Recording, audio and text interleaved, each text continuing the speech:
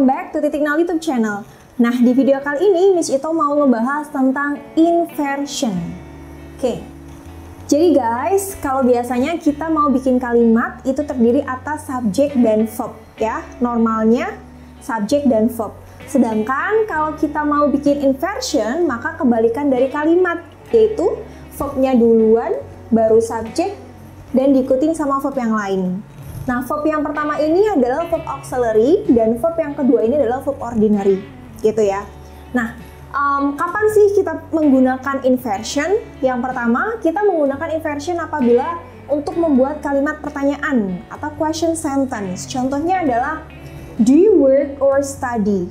Maka kalau biasanya kalimat statement polanya adalah subject plus verb, berarti misalnya I work, ya. Kalau ditanya, apakah kamu belajar atau bekerja, maka polanya menjadi inversion. Do you work? Do-nya adalah verb auxiliary, you-nya adalah subject, work-nya adalah verb ordinary. Do you work or study? Gitu ya. Atau bisa juga contoh lain adalah, can you explain this? Gitu. Jadi ketika kita bikin kalimat question, kalimat pertanyaan, maka verb auxiliary-nya akan selalu mendahului subject. Gitu. Kemudian penggunaan yang kedua adalah apabila ada negative word dalam suatu kalimat. Contohnya dari negative word adalah hardly, never, seldom, and then ada juga rarely, not only, dan masih banyak lainnya. Jadi kalau ada negative word mengawali sebuah kalimat, maka kita harus menggunakan pola inversion.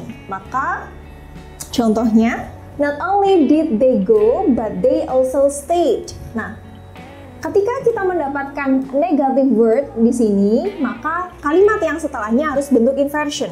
Tapi kalimat yang satunya yang jauh dari negative word, polanya tetap. They also stayed. Subject dan verb. Sedangkan ketika ada negative word, maka auxiliary dulu, baru diikutin sama subject. Gampang ya? Oke, berikutnya contohnya adalah seldom do I wash the laundry. Nah, di sini ada kata seldom juga termasuk dalam negative word. Maka kita putar dulu nih guys auxiliary-nya di depan ya.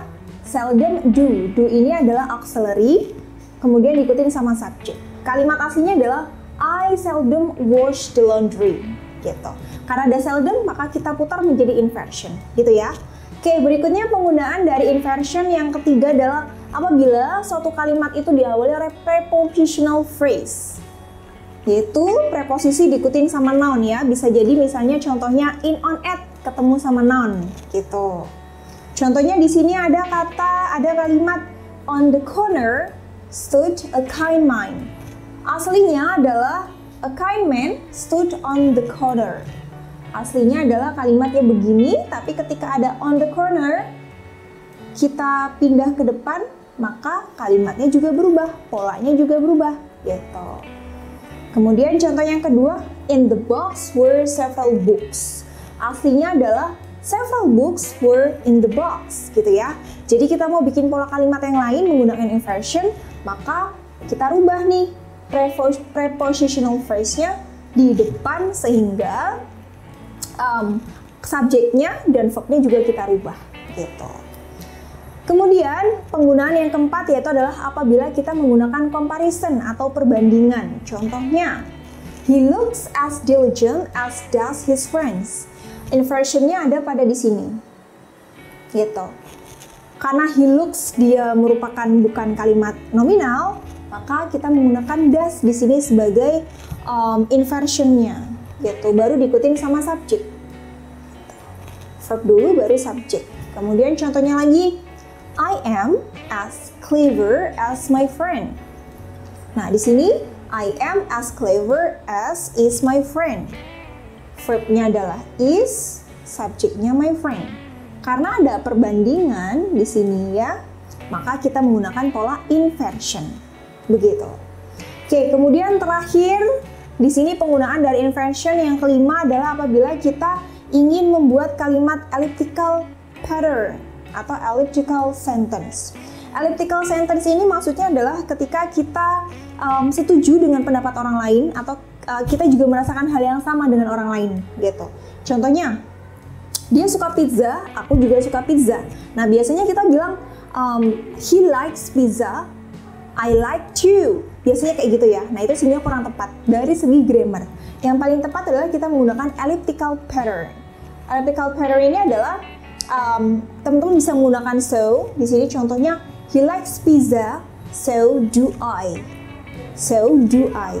Gitu. Sedangkan contoh yang kedua, he is hungry. Dia lapar, aku juga lapar. He is hungry, me too. No, itu kurang tepat dari grammar ya. Yang benar adalah kita menggunakan inversion dan itu menggunakan so am I. I am hungry, so is he. Gitu. Kalau dibalik, he is hungry, so am I. Nah, kenapa di sini pakai do dan di sini pakai am ya? Karena di kalimat yang pertama kita menggunakan pola kalimat verbal, sedangkan di kalimat yang kedua kita menggunakan pola kalimat nominal gitu.